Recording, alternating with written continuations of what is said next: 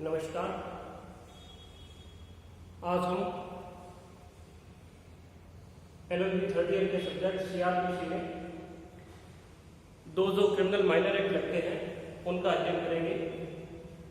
CrPC में पहला जो क्रिमिनल माइनर एक्ट लगता है वो है किशोर न्याय बालकों के देखरेख व संरक्षण अधिनियम 2015 और दूसरा जो क्रिमिनल माइनर एक्ट लगता है वो है आपराधिक परीक्षा अधिनियम 1958। स्टूडेंट्स, पिछले 3 वीडियो में हमने प्रोहिबिशन ऑफ ऑफेंडर एक्ट 1958 के हिस्ट्रिकल बैकग्राउंड को पढ़ा था। इसके पीछे ऐतिहासिक पृष्ठभूमि क्या रही है, वर्ल्ड में इसका उद्भव कैसे हुआ, भारत में यह अधिनियम अस्तित्व में कैसे आया, पिछले 3 वीडियो में अध्ययन किया था जिसको आप जरूर देखें। आज इस चौथे लेक्चर में हम देखेंगे कि यह अधिनियम कितने सेक्शन हैं और सेक्शन 1 से लेकर के लास्ट तक इसमें कैसे डिवाइड किया गया है। तो स्टार्ट करते हैं। ये सुस्थापित विधि का सिद्धांत है कि कोई भी व्यक्ति जन्म से अपराधी नहीं बनता है, अर्थात जन्म लेते ही वो अपराधी पैदा नहीं होता है, अपितु उसके लिए कोई सामाजिक, आर्थिक या पारिवारिक परिस्थितियों के कारण वो अपराधी बनता है।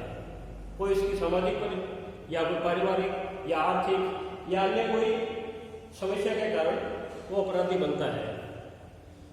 तो वर्तमान में ये सुस्थापित सिद्धांत है कि ऐसे अपराधी जो प्रथम बार अपराधी है या परिस्थितिवश अपराध करते हैं, ऐसे अपराधियों को दंड देने के बजाय उन्हें सुधार का मौका दिया जाए, उन्हें एक मौका देकर के समाज में छोड़ा जाए कि वो अपने इस आचरण में सुधार कर सके कि पुनः वे अपराध न करें और समाज में उसे पुनर्स्थापित किया जा सके। तो स्टूडेंट्स, यह अधिनियम सुधारात्मक सिद्धांत, दंड के रिफॉर्मेटिव थ्योरी पर चलता है। इस सिद्धांत के अनुसार अपराधी का उपचार करना चाहिए, वो किस परिस्थिति में अपराधी बना है उसके लिए उसे निदान करना चाहिए। इसी दंड के सिद्धांत पर यह अधिनियम पारित किया गया है। इस अधिनियम को भारत में पारित करने से पहले अपन शॉर्ट में बैकग्राउंड देखें तो सर्वप्रथम जेल सुधार समिति की नियुक्ति हुई और उस जेल सुधार समिति ने 1957 में अपनी रिपोर्ट पेश की।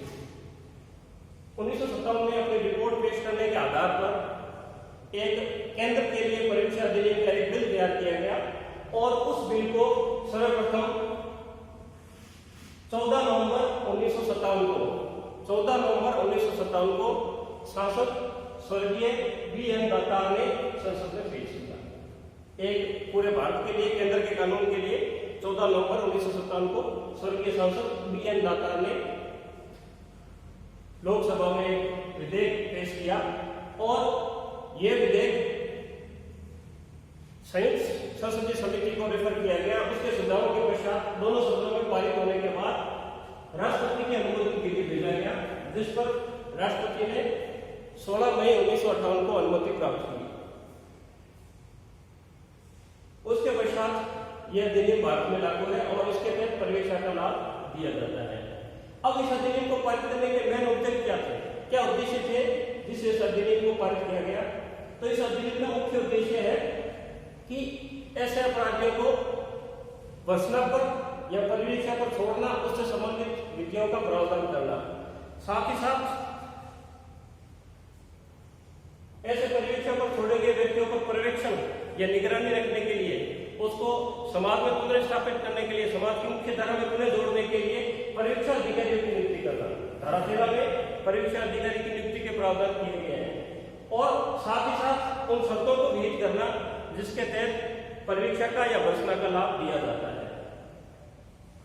इस अधिनियम में रूपरेखा देखें, स्ट्रक्चर देखें तो इस अधिनियम में टोटल 19 धाराएं हैं।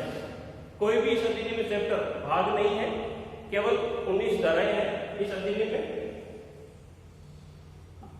अब हम स्टार्ट करते हैं इस अधिनियम के साथ अन्य किस विधि में प्रावधान किया गया है। तो यह अधिनियम दंड प्रक्रिया संहिता 1973 की धारा 360 के समकक्ष है, यानी सीआरपीसी की धारा 360 में भी परिवीक्षका और भर्त्सनार पर छोड़े गए अपराधियों संबंधी प्रावधान किया गया है। लेकिन इस अधिनियम की धारा 19 में सेक्शन 19 में यह प्रावधान किया गया है कि यह अधिनियम जहां पर लागू होगा वहां पर सीआरपीसी की धारा 360 लागू नहीं होगी, ये स्पेशल लॉ ही लागू होगा। तो इसके समकक्ष प्रावधान कौन सा है? सीआरपीसी की धारा 360। स्टूडेंट्स, इस एक्ट को स्टार्ट करने से पहले मैं आपको 2 क्वेश्चन पूछता हूं जिसका आंसर आप कमेंट बॉक्स में जरूर लिखना। पहला क्वेश्चन है कि पूरे विश्व में वर्ल्ड में सर्वप्रथम परिवीक्षा कानून कहां पर लागू हुआ? प्रथम क्वेश्चन ध्यान से सुनना।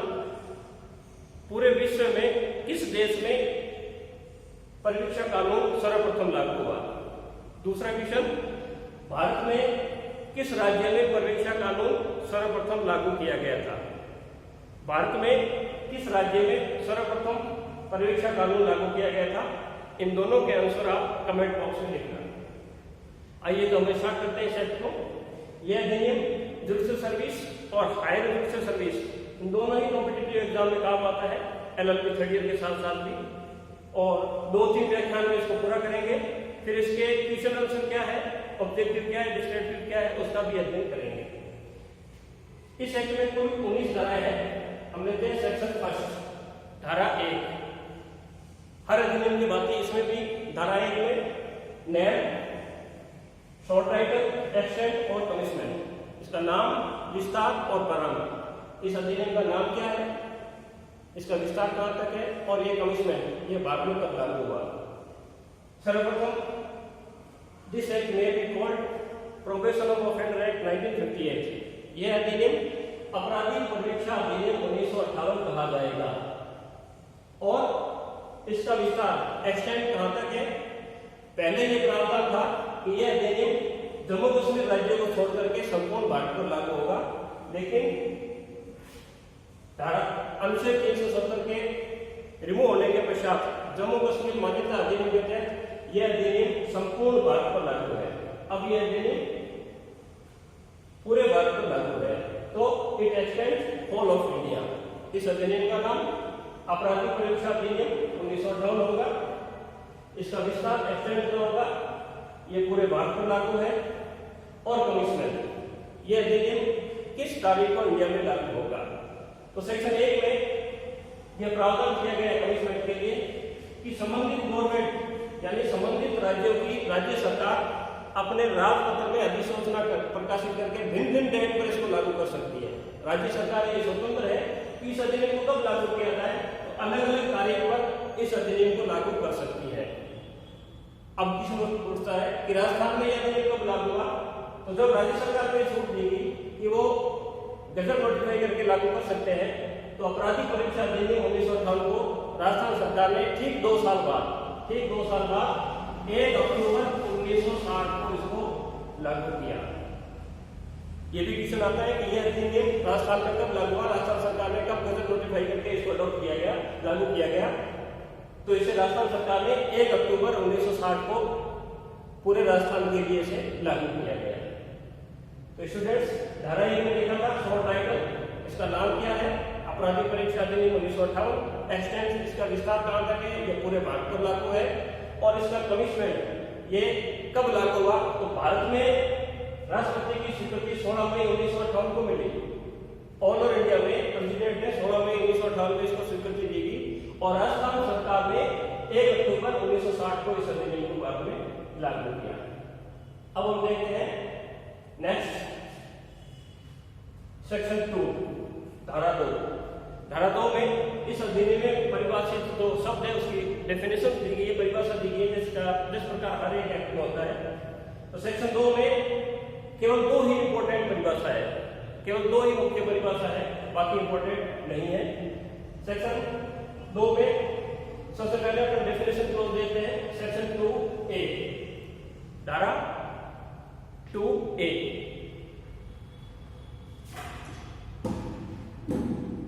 सेक्शन 2A में डिफाइन किया गया है कोड, संहिता। सेक्शन 2A ये डिफाइन करता है कि संहिता से तात्पर्य दंड प्रक्रिया संहिता 1973 है। पुरानी सीआरपीसी 1891 थी, तो यहाँ पर 1898 संहिता का नाम आता है कोड। सेक्शन 2A के अनुसार कोड का मतलब सीआरपीसी 1973, यानी सेक्ट में जहां कहीं भी संहिता कोड वर्ड यूज किया है उसका मतलब दंड प्रक्रिया संहिता 1973 माना जाएगा। सिंपल परिभाषा है सेक्शन 2A में कोड का मतलब सीआरपीसी।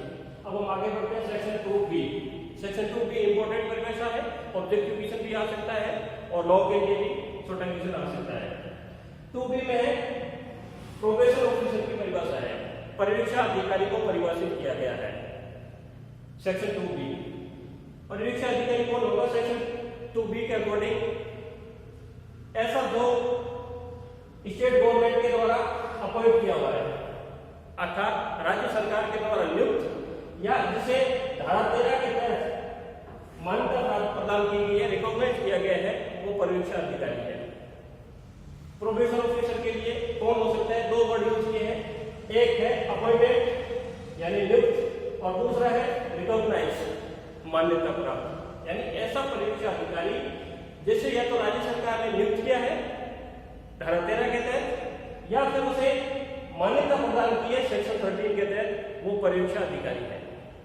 परिवीक्षा अधिकारी यानी एक तो राज्य सरकार अपॉइंट करती है, यानी राज्य सरकार वैकेंसी निकाल करके और परमानेंट अपॉइंट करती है, तो ऐसा परिवीक्षा अधिकारी नियुक्त माना जाएगा। लेकिन कई बार राज्य सरकार किसी अन्य एनजीओ यानी स्वयंसेवी संगठन है जिसमें कोई मान्यता प्राप्त संगठन है, उसके किसी भी संगठन के या किसी भी व्यक्ति को अगर ये मान्यता देती है कि वो परिवीक्षा अधिकारी के रूप में कार्य करेंगे, तो ऐसा मान्यता प्राप्त व्यक्ति धारा 13 के तहत परिवीक्षा अधिकारी होगा। परिवीक्षा अधिकारी का मुख्य कार्य होता है धारा 3 और 4 इस अधिनियम के तहत परिवीक्षा पर छोड़े गए व्यक्तियों का पर्यवेक्षण करना, निगरानी करना, उनको समाज की मुख्य धारा में पुनर्स्थापित करने के लिए, पुनर्मिलन के लिए, अपने परिवार में पुनः जोड़ने के लिए, आजीविका के साधन के लिए, कमाई के साधन के लिए, और न्यायालय के द्वारा अगर जुर्माना निरूपित किया गया है तो उस जुर्माने को भरने के लिए परिवीक्षा अधिकारी सहायता करता है। और ऐसे व्यक्ति जिस पर परीक्षा पर छोड़ा गया है उस व्यक्तियों की संपूर्ण रिपोर्ट गोपनीय रूप से न्यायालय में प्रस्तुत करता है। परिवीक्षा अधिकारी का मुख्य कार्य व्यक्तियों पर निगरानी करना, नियंत्रण करना, मार्गदर्शन करना, समाज में पुनर्स्थापित करना, और ऐसे छोड़े गए व्यक्तियों की रिपोर्ट न्यायालय में प्रस्तुत की जाती है। न्यायालय में ऐसी रिपोर्ट प्रस्तुत करने के पश्चात इस रिपोर्ट का आधार पर न्यायालय परीक्षा का आगे एक्सटेंड कर सकता है, उसकी सेवा अवधि में परिवर्तन कर सकता है, या अगर ऐसा व्यक्ति जिसे परीक्षा पर छोड़ा जाता है, जब किसी भी व्यक्ति को परीक्षा पर छोड़ा जाता है तो न्यायालय शर्तें अधिरोपित करता है, कंडीशन लगाता है कि आप इन शर्तों की पालना करोगे। परीक्षा का तात्पर्य है कि ऐसी अवधि जिसमें उस व्यक्ति को जो दंड दिया गया है उस दंड को क्या करते हैं? निलंबित करते हैं। एक समय के लिए न्यायालय उसे दोषी ठहराता है, लेकिन वो प्रथम अपराधी है, उसकी पारिवारिक दशा, अपराध की प्रकृति, अपराध की करने की दशा को देखने के पश्चात उसको दंड को निलंबित करता है। निलंबित करने के पश्चात उसे दंड देने के बजाय परीक्षा पर छोड़ देता है, प्रतिभूति सहित या नहीं बॉन्ड बनवा करके और परीक्षा पर छोड़ देता है, और कोर्ट उसमें शर्तें अधिरोपित कर सकता है। यदि ऐसा व्यक्ति इन शर्तों को भंग करता है तो इसकी रिपोर्ट भी कौन देता है? परीक्षा अधिकारी न्यायालय में देता है। और ऐसा व्यक्ति अगर शर्तें भंग करता है तो न्यायालय परीक्षा अधिकारी की रिपोर्ट पर विचार करने के पश्चात उसे परीक्षा के लाभ को रद्द करते हुए बिना वारंट के अरेस्ट करेगा, और जिस अपराध के लिए उसे दोषी ठहराया गया था उस अपराध के लिए पुनः दंडित किया जाएगा और कारागार में भेज दिया जाएगा। तो आज हमने इस अधिनियम में सेक्शन 1 और सेक्शन 2 का अध्ययन किया। सेक्शन 1 में नाम, प्रारंभ, विस्तार और पनिशमेंट का हुआ, और सेक्शन 2 में इसकी परिभाषा क्या है। परिभाषा में सेक्शन 2A में कोड, संहिता, संहिता का मतलब सीआरपीसी, 2B में परिवीक्षा अधिकारी, प्रोबेशन ऑफिसर जो धारा 13 में नियुक्त या मान्यता प्राप्त ऐसा व्यक्ति है वो परिवीक्षा अधिकारी होगा, और सेक्शन 2C और सेक्शन 2D नॉर्मल परिभाषा है जो इंपॉर्टेंट नहीं है। 2C में प्रेस्क्राइब विहित, विहित का मतलब इस अधिनियम को राज्य सरकार का किसी के द्वारा विहित किया गया है, और सेक्शन 2D में बताया गया है कि अन्य कोई शब्द जो इस अधिनियम में परिभाषित नहीं है उसे एविडेंस एक्ट, सीआरपीसी, भारतीय दंड संहिता, इन अधिनियम में भी सहारा लिया जा सकता है। तो आज के इस वीडियो में इतना ही। उम्मीद है कि ये आपके लिए उपयोगी सिद्ध होगा। नेक्स्ट वीडियो में जो इम्पोर्टेंट चैप्टर है का धारा 3, केवल धारा 3 का अध्ययन करेंगे और उसके बाद में एक इम्पोर्टेंट सेक्शन है सेक्शन 4 परीक्षा पर लाभ देना, नेक्स्ट वीडियो में अध्ययन करेंगे। और पूरा चैप्टर होने के पश्चात आरजेएस के लिए विभिन्न जुडिशियल एग्जाम में जो ऑब्जेक्टिव क्वेश्चन आए उनका भी अध्ययन करेंगे। धन्यवाद।